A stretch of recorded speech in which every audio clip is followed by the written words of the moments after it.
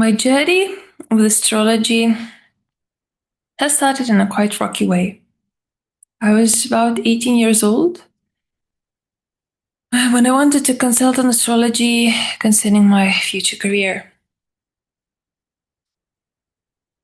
Then, in a few years, I went to one of the most famous astrologers in my country back in the day, and one of the commentaries I received has stuck with me for years.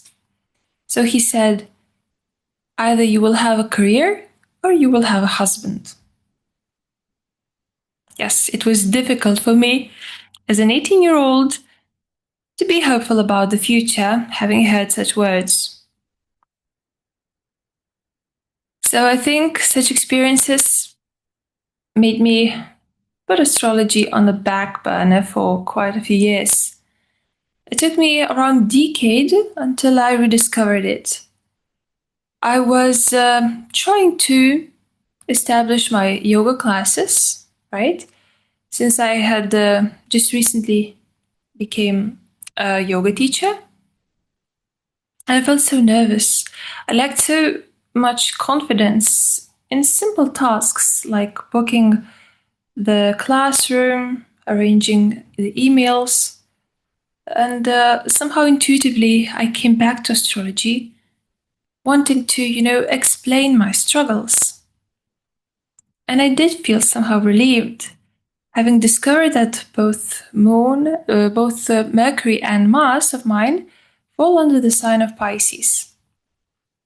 And as you well know, Pisces doesn't deal with logistics and arrangements and planning very well. So it kind of consoled me a little bit. After the stress dissipated, I didn't stop. I needed more answers, more clarity. I wanted to know more about myself, so I went down the rabbit hole. And here comes my second slip in astrology. An astrology pathway. And it can be described as this: collecting some positive information about myself, right? My gifts, my talents, positive perspectives. I also was receiving some more negative information. Like, oh, you have this bad aspect, this negative aspect, or your transits don't look very good. So, in order to maintain the good information, right? To remain hopeful, and sometimes astrology was the only hope I had, I needed also to maintain the more negative information. It's a sort of confirmation bias. And eventually I got tired trying, to juggle both types of information to feel positive and yet beware, of possible negative things that can happen. I felt kind of hopeful and doomed at the same time.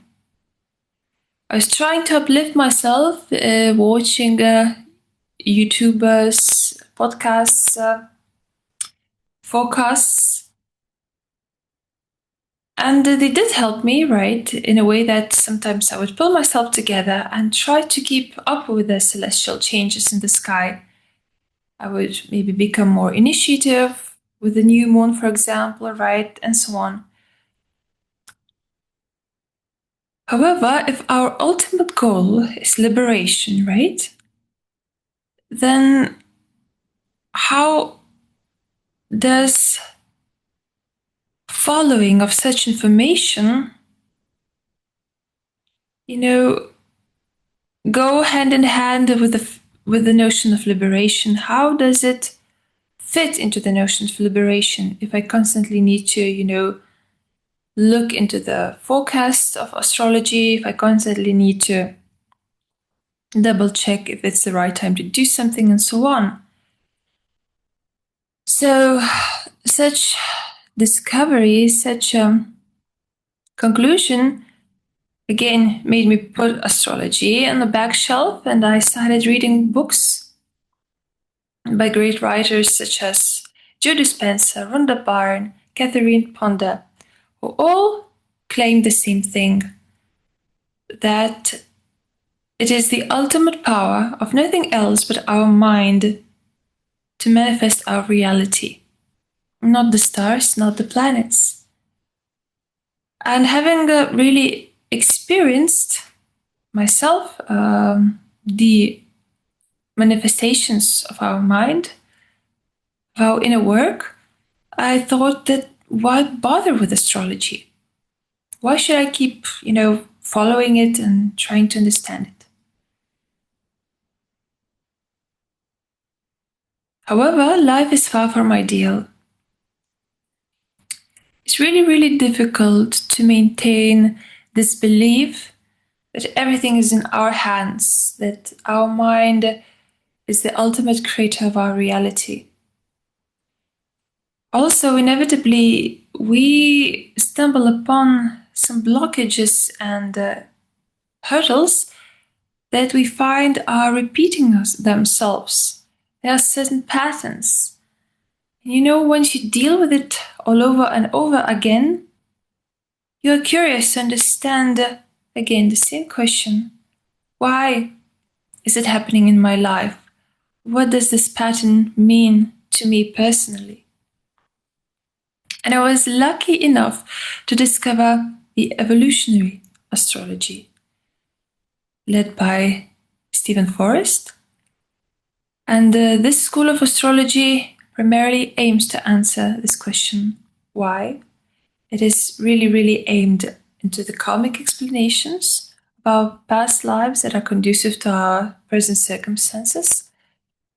And it avoids the categorization of good and bad. It gives guidance, but doesn't focus that much on prognosis. So I really felt that this type of astrology fit me. I was really, really grateful. So this is briefly my pathway. I was interested in astrology, then I pulled out, then I discovered it again. To compare the traditional Western astrology that can make you feel a little bit shaky about your life to an evolutionary astrology, which is on the contrary trying to be encouraging, right?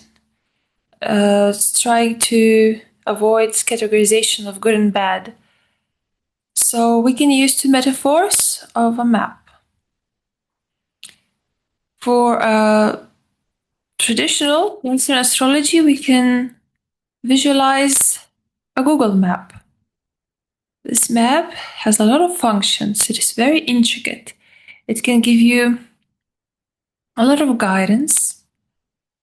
It can give you reviews of a place you are trying to go to. But you have to know that you will discover how it is over there only after you go there yourself.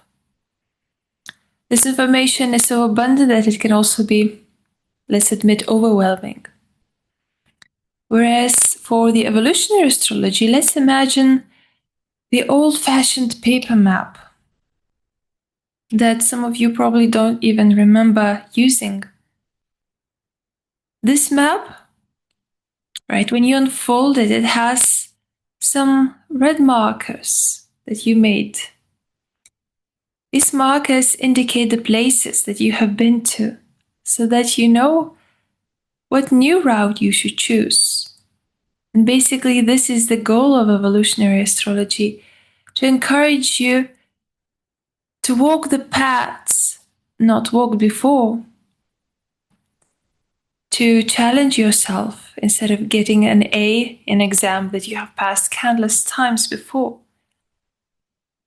So this map might seem uncomfortable to use. It might not seem to have so many functions as the Google map.